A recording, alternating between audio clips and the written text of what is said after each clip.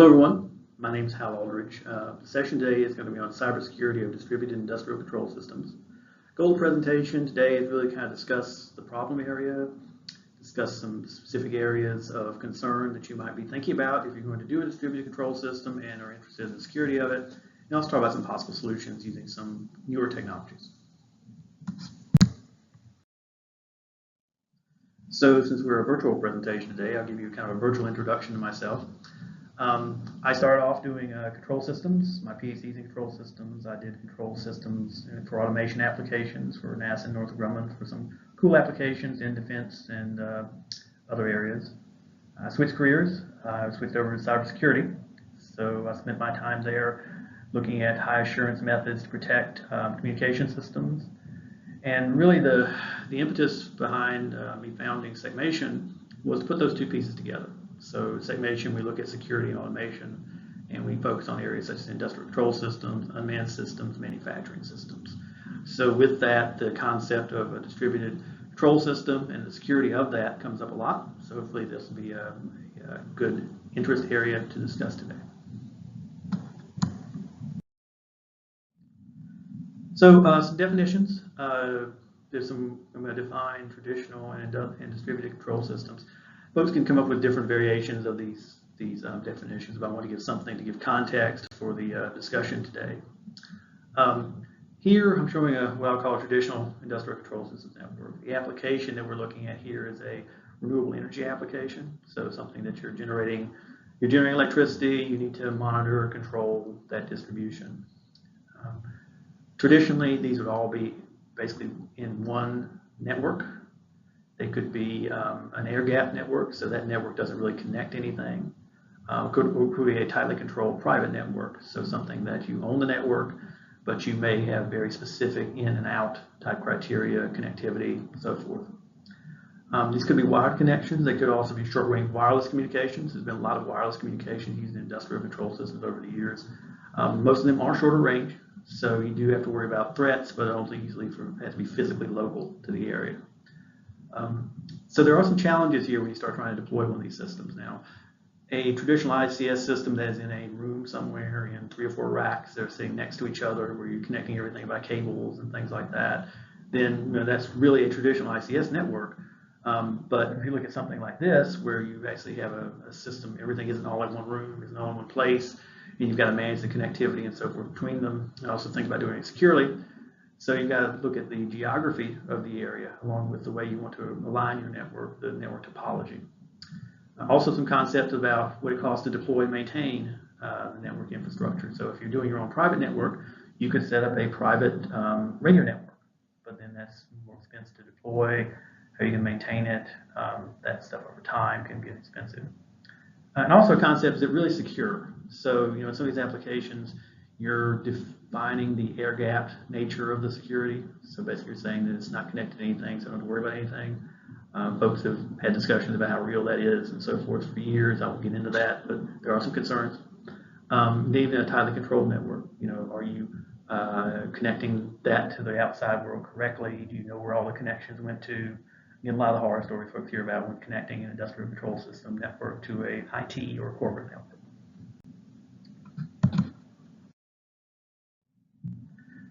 So let's talk about a distributed ICS network. So here is a little bit different. What I'm showing here is basically the same application, but I'm saying that there are actually specific sites that have to communicate with each other. So here you've got one site with some photovoltaic arrays, you've got another site with a weather station, another site with a wind farm generator type thing. And you can see some of the thoughts here about really that geographic challenge. So obviously you might separate these things and be in different networks and different applications, but for the sake of discussion here, these all work together and communicate at some level. They may be fairly loosely coupled, like it could be loosely coupled to the weather station, so they just need to get the data, where they all could be going back to the SCADA system, which could be doing reporting to utility or something that needs power generation data.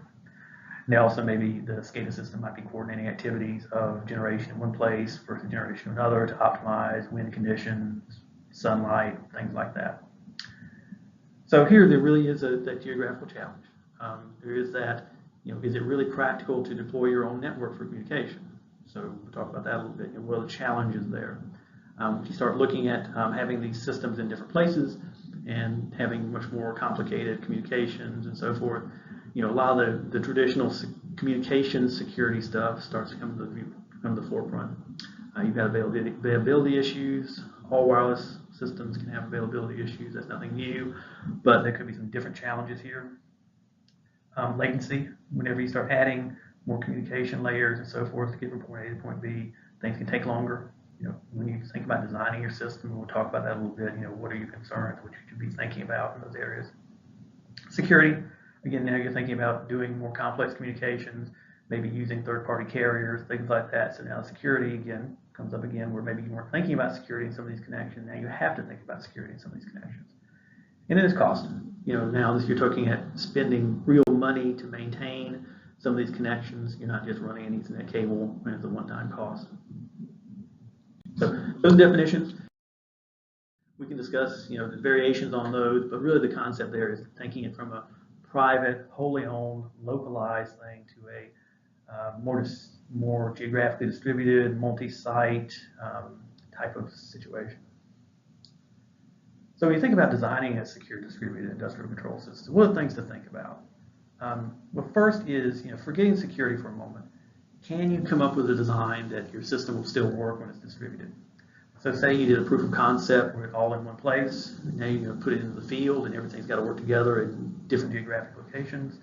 So, turn security off. Does the system work or not? Because obviously if you turn security back on, the system probably isn't going to work if it didn't work in the first place. So you got to get through that. So you got to think about your network topology and your communication and data requirements. So you're probably not going to be distributing high rate control, hard real-time systems. You're going to be distributing some of the communication things that are running DNP3 or Modbus, or pick your favorite type of communication thing where you've got a little more tolerance to things taking a little longer, maybe a little bit of built-in fault recovery, those types of things. So once you've got that hurdle, then you got to think about, well, how are we going to distribute the system? So now are you going to do wired, wireless, some combination of two?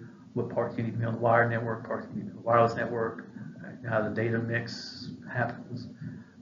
Transport provider, so you got to look at the different transport providers you might use. Some of them could be third party, some of them could be different variations of that. So you got to decide what your trade-offs are for your transport provider. And then you're also thinking about security. Obviously we're all here interested in security, so we're thinking about security, so we're going to try to put that together. Now, I am showing a couple different pieces there of security. I'm separating trust from data security.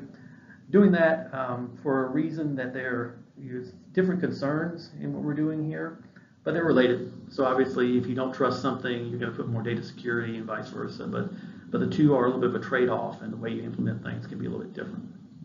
So these are some things to be concerned with just in the big picture. So now we're kind of delve into some of the more details. So let's assume for a moment you're going to use wireless in some form in your distributed industrial control system. So one of the reasons that we're calling this a distributed system is there are some challenges about getting data from point to point. So assuming you're going to use some wireless in some places, there are technology considerations for the wireless technology you might use, and there are security considerations. So they're somewhat overlap, but they can be different. So for example, in the wireless technology consideration, you've got the normal stuff about what frequency you can operate in, are the frequencies available in your area, are they reliable in your area? There's a lot of new evolving standards for wireless, especially on the longer range IoT type standards. Are they open, really? Or are they kind of open, but you can only access them through a proprietary network? So there's variations like that. You need to go what you're getting into there. Security considerations, again, a lot of pieces there. Again, public versus private network is always a consideration. Are you going to build your own? Are you going to roll with someone else's cost? Again, thinking of now that you actually have to maintain things like data limits, monthly service charges, so forth and so on. What's that going to be into? And then a lot of security maintenance overhead that is, it's just what you get into when you start having to put security in places that you didn't have to before, and you got to maintain it. So not an exhaustive list here, but things you can be thinking about. So some trade-offs in wireless security, wireless technology. So here are just a graphic that I liked. It has a lot of different types of available wireless that you could use in these type of systems. Shows you some data rates, shows you some ranges. There's some new standards here you may not be familiar with, like LoRa or Weightless, which are some of the new longer range IoT standards. There's some traditional ones you've probably seen before, Zigbee, Bluetooth. Then you see some of the cellular protocols. So the ones that you're normally used to seeing on your cell phone are the Cat1 type things. So they're up there at the top, higher bandwidth. You gotta get your YouTube videos to stream your phone, so you have to be able to do stuff like that. Now, understanding that cellular folks want business in all areas, so they've come out with some standards that are more dedicated to machine-to-machine or IoT-specific type things. So the two most popular ones are variations of the CAT-M, you've probably heard of CAT-M1 standards, and the NB-IoT standards. So again, these are really defined to be used for these IoT applications. They have more advantageous plans for connectivity. They're lower cost. There's some different trade-offs on data speed. Even between the two, the NB-IoT is a lot lower speed than the CAT-M1, but it also comes at a lower cost. So you can find your application there. So for the sake of discussion, we're going to focus on cellular as the wireless transport mechanism here. It really is kind of trying to push into these types of markets we're talking about for industrial control systems. You'll see it when we talk 5G. So it's really an evolving area there. And really, if you're looking for a longer range distribution, it can be a good option. So we're going to move forward and discuss kind of some of the challenges for cellular in these applications. One is availability, not just traditional availability of can I get wireless signal, but hey, you still got to do that test. Does your cell phone work at the office? Same thing. Does your industrial control system device work in the area that you want to deploy it to? So you got to look at that. Also, is the service you want available in the deployment area? So all these IoT services are continuing to roll out. They're becoming nationwide. Some are more geographically centric than others, especially in the international point of view. Like some NB-IoT becomes a de facto standard in some areas, where it's CAT-M one of the areas. You'll find a lot of the systems that support one or the other actually physically have the ability to support both, whether the software supports it or not is another issue. Also, the availability of the provider you want. So if you have a preferred provider, AT&T, Verizon, Orange, other international provider, is available there. Quality of service. So again, the reliability of connection, not just availability, but is it going to be there when you need it? You have to plan in for loss of any wireless connection. They're not as reliable as some other connections, so you have to plan that into your thought process for safety and other reasons. But is it going to be a long-term problem, or is it just occasional? Data rates and limits. So I mentioned earlier with the data rate type stuff, there are some data rate limits on some of these items. Also, you got to think about limits for monthly usage. So again, similar type issues to your cell phone. Monthly usage rates limits are likely lower for the IoT stuff. Again, see YouTube video discussion. But you can still hit them.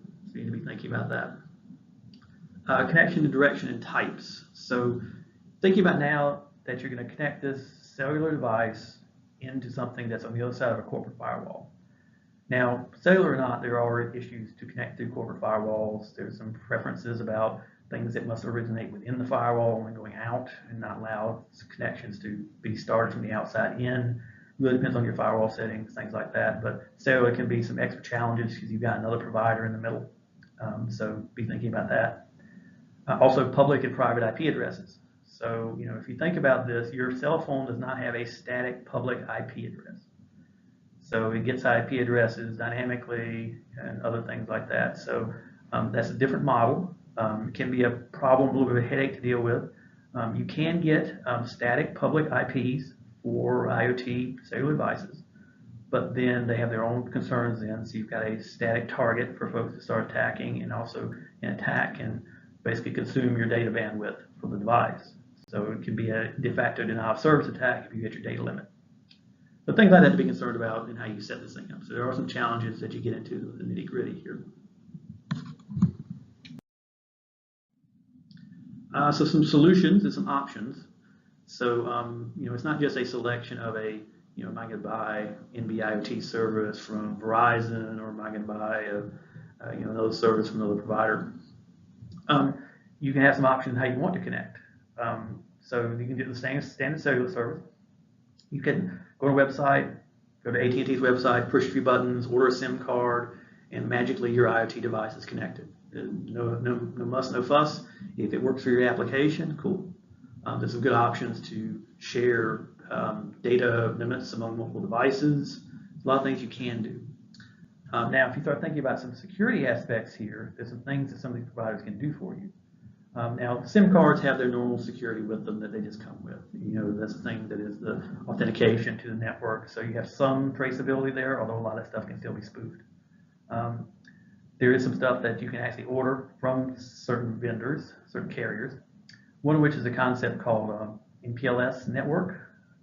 The idea there is, you think about if you connect to a provider, that data goes into the provider's network before it goes on to the internet. So if you don't want the data to leave the provider's network, you have that option. And that's what they're called, this MPLS network. So basically you can have the choice that you can have, say you've got 10 devices that are in the field.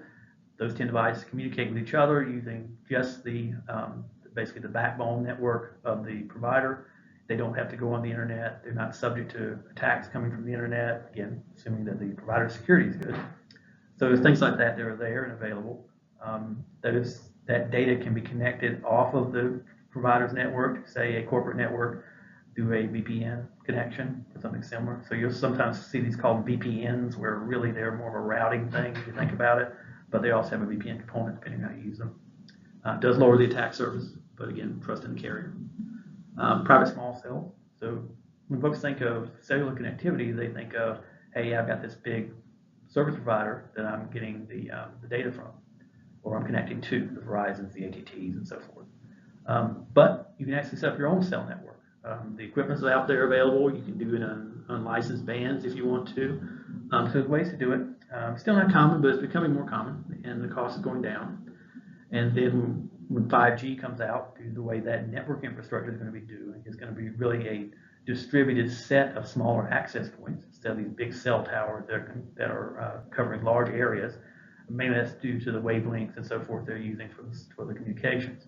So they're really going to be proliferating a little bit more in 5G. We'll talk about some of the things that the carriers are trying to do to leverage that into things like industrial control system applications.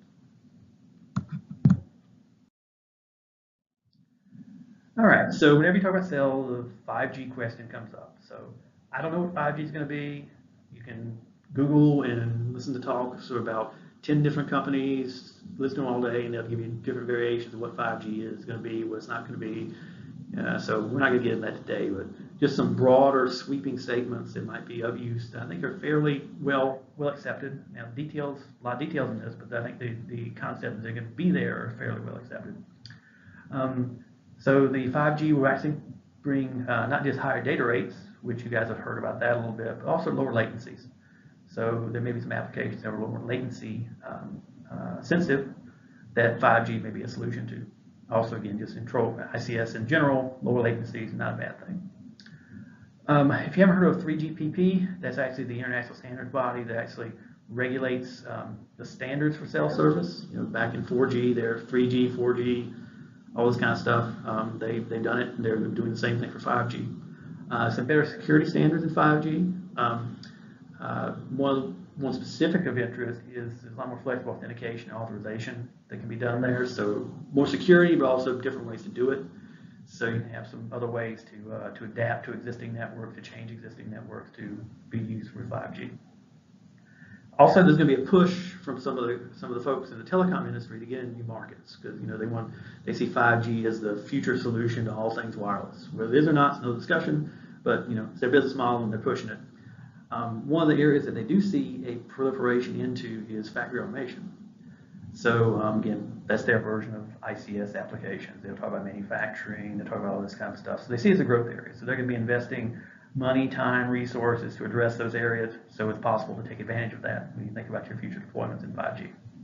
But another thing to keep in mind is a lot of stuff you're doing in 4G now will still carry over pretty seamlessly. It's just a matter of doing it.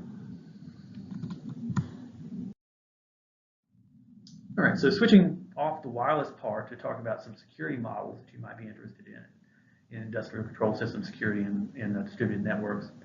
Buzzword in the industry, if you haven't heard it, zero trust networking.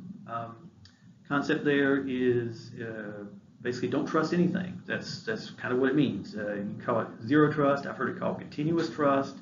There's variations of it. The idea is that you don't accept the data as being good just because it's on a quote trusted unquote network. So if it's your corporate network, just because you think it's coming from the machine that is trusted, don't believe it. Verify it. Make sure you can authenticate where the data came from. You can verify the data is in a reasonable data, so it's not something that is just coming from a good source, but that source was corrupted, compromised, etc.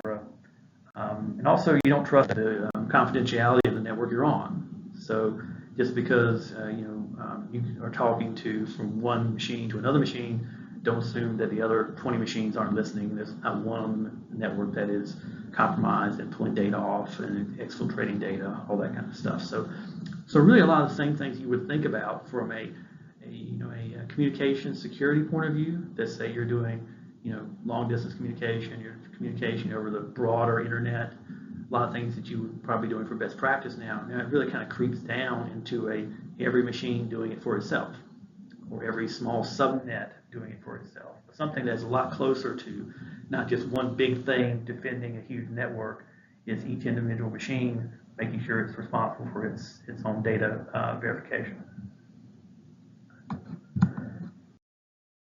So interesting concept. Again, it's really getting a lot of acceptance in the IT industry right now. There are some challenges to deploying it. Again, if you think about you're now taking something that may have been managed on one network front end, a rack of Cisco equipment somewhere that's doing it for a corporate network. Now you're actually distributing those roles and security duties throughout the network, then that can be an issue. So if you start thinking about it for specific to ICS, then what are some of the challenges here? Well, you're adding overhead. Now, folks get sensitive in ICS just adding the initial overhead for security. What is it going to do to my system? Is it going to change the timing, things and so forth? Now you're actually talking about doing it in more places and more regularly. So you're adding more overhead. Folks, as you've seen over the decades when they try to put security in, they were trying to put it into devices that had the cheapest possible microcontroller in there that's barely capable of doing the actual mission, the operation, and trying to steal a few cycles of security. Folks were cheating and rolling their own cryptographic algorithms, things like that. All sorts of bad practices that no one would want to do, but maybe they were in a situation they had to do it. So what is that overhead going to be? Is it going to be a problem? Luckily, if you're thinking about new deployments, a lot of those systems that are coming out today have enough bandwidth and so forth to be able to handle some extra security, so they can be implemented there. There's some visibility point of view here. So where it could have been that in some cases it was easier to again protect that access point to an ICS network, kind of one of the traditional models that we talked about earlier, where there'd be a secure front end to the network. Here, you're actually trying to push this down into each individual traffic path has its own encryption and authentication, things like that. So how do you put that into a system? How do you do it behind the scenes in such a way that you can actually still continue the operation to hopefully some extent that some of your legacy equipment that might be in there can still run, still do what it needs to do, but also be protected. So that's an interesting thing there. No one's going to give you a download for a 10-year-old PLC somewhere to implement zero trust networking. So how do you do it?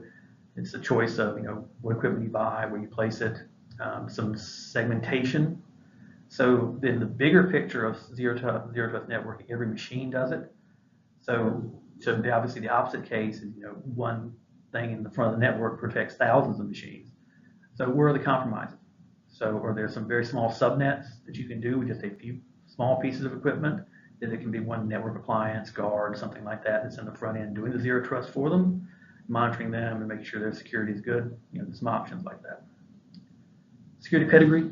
Again, you're relying a lot on your security of these devices now. It's not just a single, maybe validated device running thousands of devices behind it. Now it's that each individual element has some security in it.